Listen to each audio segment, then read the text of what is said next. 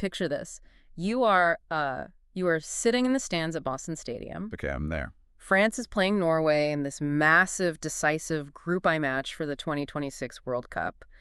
And down on the pitch, France's Ousmane Dembele is pulling off one of the fastest hat-tricks in tournament history. Oh, yeah, just an absolute masterclass of finishing. Right, but if you look over at the other side of the field toward the Norwegian dugout, you see their biggest star. Erling Haaland, arguably, the most lethal striker on the planet right now. Yeah. And he is just sitting on the bench. He's wearing a jacket, watching his team get completely thrashed 4-1, and he looks totally unfazed. It is wild to see. It really is. Well, welcome to today's deep dive. We have a really fascinating stack of sources to unpack for you today, and our mission is to look way past the box scores. We are going deep today. We are. We're exploring the hidden strategies, the incredibly obscure rules, and the evolving broadcast voices that are fundamentally shaping this modern 48-team tournament. Because taking that scene at face value, a superstar-looking board while his team gets dismantled, it makes zero sense unless you understand the invisible architecture of this specific World Cup. Exactly. And by the end of this deep dive, you are going to understand those invisible layers that most casual fans, they just completely miss them. Yeah, they fly right under the radar. But let's start with the visual spectacle. Because to understand why Haaland was so calm, we first have to establish the sheer magnitude of that French onslaught. Right, because they didn't just win. I mean, they suffocated Norway from the opening whistle. Literally the opening whistle. According to our sources, just 22 seconds into the match, Kylian Mbappe hits the crossbar. 22 seconds. Which is insane. I mean, 22 seconds is barely enough time for the defense to organize their line. Yeah. Striking the woodwork that early, it fundamentally alters the psychology of the opposing backline. How so? Well, instead of stepping up to compress the midfield, the Norwegian defenders inherently drop a few yards deeper out of pure self-preservation. They're terrified of Mbappe's pace getting behind them. Okay. And that subtle retreat, that is what opened up the pocket of space for Ousmane Dembele to just go to work. Exactly. Because the match reports detail a surgical performance. Dembele scores in the 7th minute, driving the ball past the keeper with his right foot. Beautiful goal. Then he scores again in the 20th minute, curling it in. And then he completes his hat-trick in the 32nd minute, bending this final strike with his left foot. Left foot, right foot, it didn't matter. 32 minutes for a World Cup hat-trick. Our sources note that is the second fastest in the entire history of the tournament. And what stands out in the tactical breakdown is how those goals were engineered. We are so used to seeing Kylian Mbappe operate as the primary finisher, right? The player hunting for his own statistics. Right, the guy who wants all the glory. Yeah, but in this match, Mbappe shifted his role entirely. He actually provided the assists for Dembele's first 2 goals. Wow. By dropping slightly deeper into the midfield, Mbappe drew 2 Norwegian defenders with him every single time he touched the ball. And that isolated Dembele one-on-one on the wing. It's like watching a famous lead singer, someone who is universally expected to hold the spotlight, purposefully stepping back into the shadows just to let their lead guitarist take this massive stadium-shaking solo. That is a great way to put it. It demonstrates a level of synergy and unselfishness that just makes France look absolutely terrifying. And they didn't take their foot off the gas either. Desirdu adds a 4th goal in stoppage time, 90 plus 4 minutes in. They were relentless. Even on the defensive end. Yeah. Their goalkeeper, Mike Maignan, he became the first keeper in this entire tournament to save a penalty, denying Norway's Jorgen Strand Larsen. We should mention, though, that Norway did manage one momentary flash of resistance. Oh, right, yeah. In the 21st minute, fellow Asgard scored a gorgeous goal, set up by Andreas Schilderup. It was a nice goal. It was. A quick, deceptive shimmy on the edge of the penalty area, followed by a perfect strike into the bottom corner. But, in the grand scheme of the match, it was a footnote. A total footnote. France overwhelmed them, winning all 3 of their group games for the first time since 1998. Which, not coincidentally, happens to be the year France won the whole tournament. Right. But here's my question for you. Looking at the mechanics of tournament football, does peaking this early actually benefit them? Oh, that is the big question. Like, throwing down a flawless group stage makes for great television, sure. But does coming out of the gates this hot put a massive target on their backs? Or worse, does it breed complacency before the knockouts? It definitely introduces a highly specific psychological risk. I mean, when you cruise through the group stage without facing a genuine crisis, Right. Like when you haven't gone down a goal in the 75th minute and had to figure out how to claw your way back, you enter the knockout rounds basically untested in adversity. You haven't flexed that comeback muscle. Exactly. Opponents will definitely study this tape. Yeah. But they will also know that France's primary tactical plan hasn't met real resistance. If a team in the round of 16 manages to disrupt that synergy between Mbappe and Dembele, we don't actually know if France has a plan B. Which brings us to the completely opposite philosophy on the other side of the pitch. You look at Norway, absorbing a 4-1 loss on the global stage. Yeah. You would assume the locker room would be devastated, but our sources make it really clear this was a calculated sacrifice. Completely calculated. Norway's manager, Ståle Solbakken, made 10 changes to the starting 11 that previously beat Senegal. 10 changes. It is almost unheard of. He benched his captain, Martin Odegaard. He benched Erling Haaland. Well, Solbakken referred to the tournament environment as a pressure cooker. A pressure cooker, yeah. His calculus was entirely focused on the physical toll of this newly expanded format. Because Norway had already accumulated enough points in their first 2 matches to guarantee they would advance, this third game against France was, mathematically speaking, expendable. He wanted his players mentally and physically rested for the round of 32, and the players, they were entirely on board with the script. Oh, totally. Haaland was incredibly blunt when speaking to reporters. He said, and I quote, "I couldn't care too much about playing France. They're probably going to win against us. They're probably going to win the whole tournament." Classic Haaland honesty right there. Oh, right. He explicitly noted that his focus is on the team's advancement, not chasing the Golden Boot, the award for the tournament's top scorer. So by conceding the group winner spot, the bracket pathways are set. France advances in first place to play Sweden up in New Jersey, while Norway advances in second place to play Ivory Coast down in Texas. Okay, I am going to push back on Solbakken's logic here, though. All right, let's hear it. I understand the temptation to rest heavy legs, but you cannot simply flip competitive momentum on and off like a light switch. That is fair. Treating a World Cup match against a top-tier opponent like a throwaway game forces your squad to sit in a passive, losing mindset for 90 minutes. Doesn't that risk completely killing their competitive fire right before entering sudden death elimination? That is the traditional argument, and, in previous World Cups, you would be absolutely right. But this one is different. Yeah, the new 48-team format changes the physiological reality of the tournament. Winning the World Cup now requires surviving an extra knockout round of 32. Right, more games. That is an additional 90 to 120 minutes of elite-level physical exertion. Solbakken isn't just resting players for the next match. He is looking ahead to the 115th minute against Ivory Coast in the sweltering Texas heat. Oh, that Texas heat is no joke. Exactly. He is betting that cellular recovery and fresh muscle fibers will ultimately overcome any temporary dip in team morale. So you are saying the physical exhaustion of trying to sprint with Mbappe for a full match would have cost Norway more in the long run than the psychological dent of losing 4-1? Precisely.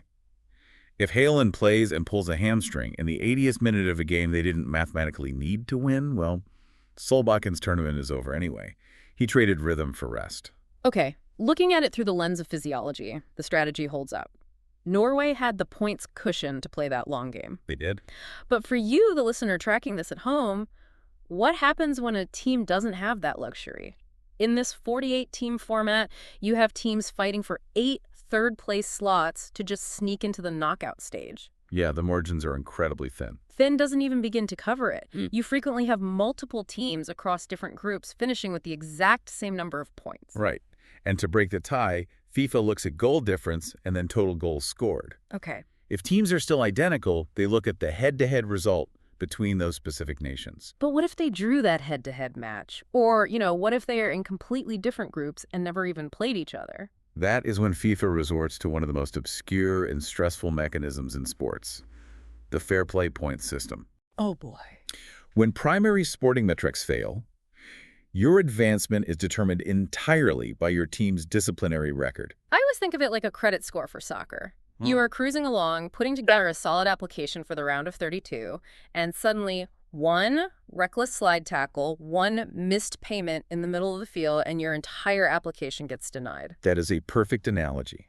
The point deductions are severe and they are cumulative. Break it down for us. So every single yellow card your team receives during the 3 group stage matches is -1 point. Okay. If a player receives an indirect red card, meaning they get a second yellow card in the same match, that is -3 points. Ouch. A direct red card is -4 points. And the absolute worst offense, receiving a yellow card and then later receiving a direct red card, docks your team -5 points. All right, let's put you, the listener, in the shoes of a center back playing in the 89th minute of your final group match. The score is tied. So stressful. You know your team is deadlocked with another nation in a different group. An opposing striker breaks toward your penalty box. Normally, your instinct is to make a professional foul, take the yellow card, and stop the attack. Right, you take one for the team. But under this system, that single yellow card deduction drops your fair play score below the team in the other group, eliminating your country entirely. The psychological weight of that on a defender is just paralyzing.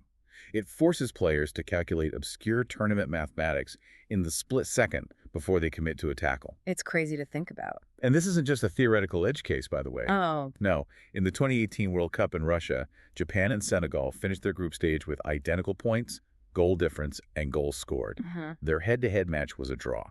Wow. So Senegal was eliminated, and Japan advanced to the round of 16 purely because the Japanese squad had accumulated fewer yellow cards over the course of the week. Exactly. Senegal was sent home because of a handful of subjective referee decisions spread across 3 completely different matches. See, this is where I struggle with the concept of sporting merit. How so? You have a system where a referee's subjective interpretation of a foul in the 12th minute of a Tuesday afternoon game can ultimately override actual athletic achievements, like scoring goals. I get that. A referee deciding a tackle is slightly late, rather than just clumsy, ends a nation's World Cup dream. FIFA's counterargument, though, is that discipline is a fundamental pillar of the sport. Sure. If 2 teams are entirely equal in their ability to score and defend, the team that executed their game plan while committing fewer severe fouls is objectively the superior squad. It actively penalizes cynical, destructive play. It still feels incredibly fragile to me, and our sources point out a 2026 rule update that pushes this into even stranger territory. Oh, the new tiebreaker? Yeah. If 2 teams are miraculously still tied after all the yellow and red card deductions are tallied, what is the final tiebreaker? If the fair play points are identical, FIFA abandons the events of the tournament entirely. The final tiebreaker is the latest published FIFA World Ranking. The higher-ranked team automatically advances. So a historical algorithm, based on friendlies and qualifiers played months or years ago, decides who goes to the knockout stage. Yep. That is staggering. When the margins of success and failure are this invisible to the naked eye, when an entire tournament turns on a single yellow card or a historical ranking, communicating that tension to the fans at home becomes a monumental task. It really does. It requires a fundamental shift in how the sport is broadcast. Right, because you can't just have someone in the booth screaming about passion and energy anymore. Exactly. The modern viewer needs an analyst who can seamlessly pivot from the emotion of a brilliant goal to the clinical bureaucratic reality of a fair play points tiebreaker. Which perfectly sets up the major evolution in the 2026 World Cup coverage. Based on our sources detailing the UK broadcast strategies for the BBC and ITV, the voices delivering the game to the viewer have undergone a massive, definitive transformation. We are seeing a complete overhaul of the traditional punditry desk, led by some of the most prominent tactical minds in the sport, who overwhelmingly happen to be female. The pedigree they're bringing to the screen is just astonishing. Look at the BBC lineup. It's stacked. It really is. They have veteran hosts like Gabby Logan and Kelly Cates anchoring the coverage, but they are paired with a roster of elite former international players. We are talking about Alex Scott, Steph Houghton, Ellen White, and Rachel Corsie. And these are individuals who haven't just played the game. They have captained their national teams. Right. They have operated in the exact high-pressure knockout stage environments they're analyzing. And ITV has built an equally formidable roster. Laura Woods and Summer Hunter are anchoring from their Brooklyn studio. Yeah. Their analysis desk features Emma Hayes, alongside former England international Karen Carney and co-commentator Lucy Ward, with Connie McLaughlin serving as their pitchside reporter. Having a managerial legend like Emma Hayes changes the entire DNA of the broadcast. How so? Like, what's the difference? Well, a traditional color commentator might look at Mbappe's performance against Norway and simply say he wanted it more. Or, he was playing with great energy. The usual cliches. Right. But Hayes looks at that same performance and breaks down exactly how Mbappe manipulated his spatial positioning to overload the half spaces, thereby isolating Dembele.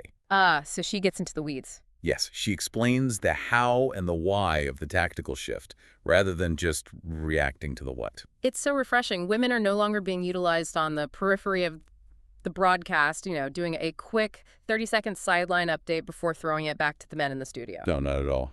They are occupying the dead center of the coverage, providing the heavy, rules-based tactical analysis that dictates how millions of people understand the sport. And speaking of rules-based analysis, ITV has introduced a highly specific role to address those invisible margins we discussed earlier. Yes, the inclusion of Christina Unkel as a dedicated referee analyst. Her entire job during the broadcast is to focus on major refereeing decisions, video assistant referee or VAR reviews, and those crucial fair play disciplinary cards. Which is brilliant, because in a tournament where a single yellow card can trigger an elimination cascade, having a rules expert immediately available to the viewer is no longer a luxury. It is a necessity.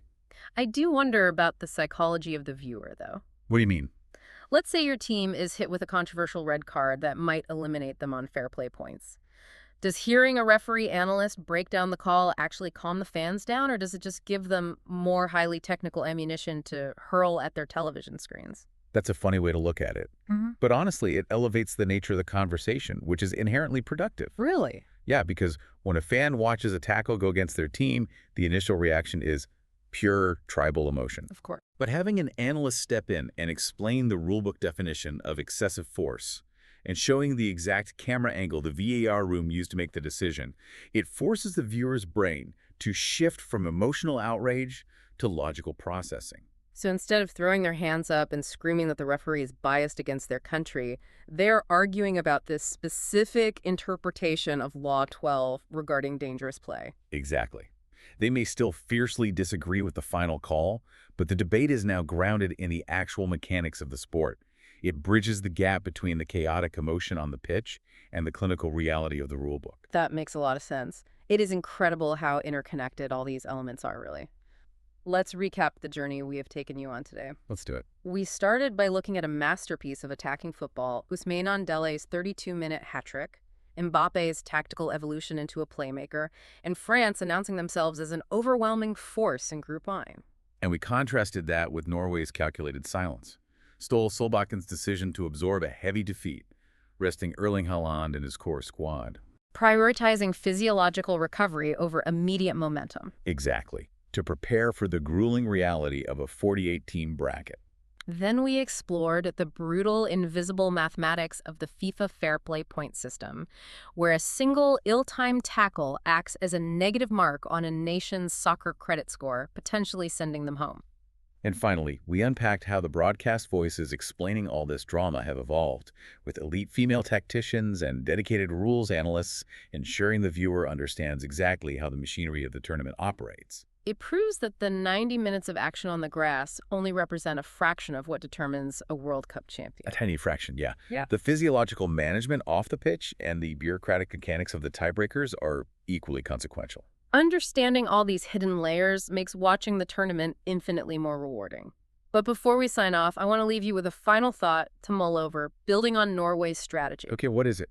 If resting your biggest superstars during the group stage, essentially treating a match as mathematically expendable, is the smartest strategic move in this new 48-team format, what does that mean for the future of the sport? Oh, that creates a massive friction point between athletic optimization and entertainment value. Exactly. Put yourself in the shoes of a family who saved up for months, paid hundreds of dollars for tickets to Boston Stadium, bought the jerseys, all hoping to see Erling Haaland play. Right. Instead, they watched him sit on the bench in a jacket for 90 minutes because a spreadsheet dictated it was the optimal move. Will FIFA eventually be forced to change the tournament rules again to protect the fans who are paying to see a spectacle? It is a great question. Can the World Cup survive if the smartest way to win is to not play your best players? Something to think about the next time you look at a starting lineup. Thank you for joining us on this deep dive. The next time you watch a match, remember you aren't just watching a simple game. You are watching a highly complex physical chess match. We will catch you on the next deep dive.